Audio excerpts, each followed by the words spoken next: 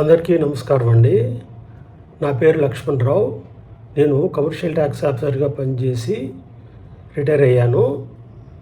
నేను ఇంకొక 10 సంవత్సరాలు ఉందనగానే ఈ జ్ఞానంలోకి రావడం జరిగింది. చాలా అపోహ ఉంది ప్రజల్లో. ఇదేదో రిటైర్ అయిన తర్వాతే తీసుకోవాలి, 60 సంవత్సరాల తర్వాతే ఇలాంటి జ్ఞానంలోకి రావాలన్న అపోహ ఉంది. అది చాలా తప్పండి. నేను అర్థం చేసుకున్నది, దీనికి వయసుతో కానీ మన యొక్క ఏజ్తో కానీ మతంతో కానీ దేనికి సంబంధం లేదు. ఇది పరమాత్మ జ్ఞానం అందరికీ కావాల్సిందే, అన్ని ఏజెస్ వాళ్ళకి కావాల్సిందే అనమాట. దీంట్లో ముఖ్యంగా నేను చాలా ఎంత ఆనందంగా ఉంటానంటే, రోజు నా అంత అదృష్టవంతుడు ఆనందంగా ఉండేవాడు ఈ ప్రపంచంలో ఎవరు లేరని నా యొక్క ముఖ్యమైన ఇదనమాట. అలాగే దీనికి ముఖ్య కారణం నేనెవరో తెలుసుకున్నాను, పరమాత్మ ఎవరో తెలుసుకున్నాను. దాంతోపాటు నాకు అప్రాప్తి అనేది ఎప్పుడూ కూడా ఏది లేదన్నట్టుగా నేను అనుకుంటుంటాను అనమాట.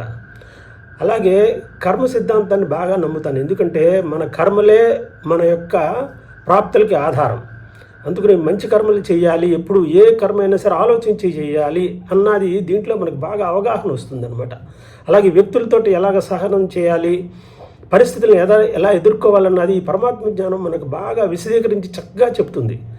దాంతోపాటు నేను నేర్చుకున్నది చక్కగా సమయ పాలన, తర్వాత సమయాన్ని యొక్క సద్వినియోగం ఎలా చేసుకోవాలన్నది బాగా చక్కగా ఒక రకమైన పరమాత్మ జ్ఞానం ద్వారా నాకు తెలిసి వచ్చిందనమాట. అలాగే బ్రహ్మముహూర్తంలో లేగటం, పరమాత్మని చక్కగా స్మృతి చేయటం, తర్వాత శుద్ధమైన భోజనం తినటం, తర్వాత ఈ యొక్క పరమాత్మ యొక్క మహాజ్ఞానాన్ని మనం వింటాం.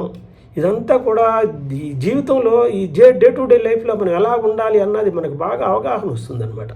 అలాగే మా వైఫ్ కూడా దీంట్లోకి రావటం, ఇద్దరు క్లాస్మేట్స్ అవ్వటం, ఇద్దరు మనోభావాలు కలగటం అన్నది మా యొక్క పూర్వజన్మ సుకృతంగా నేను భావిస్తాను. నమస్తే.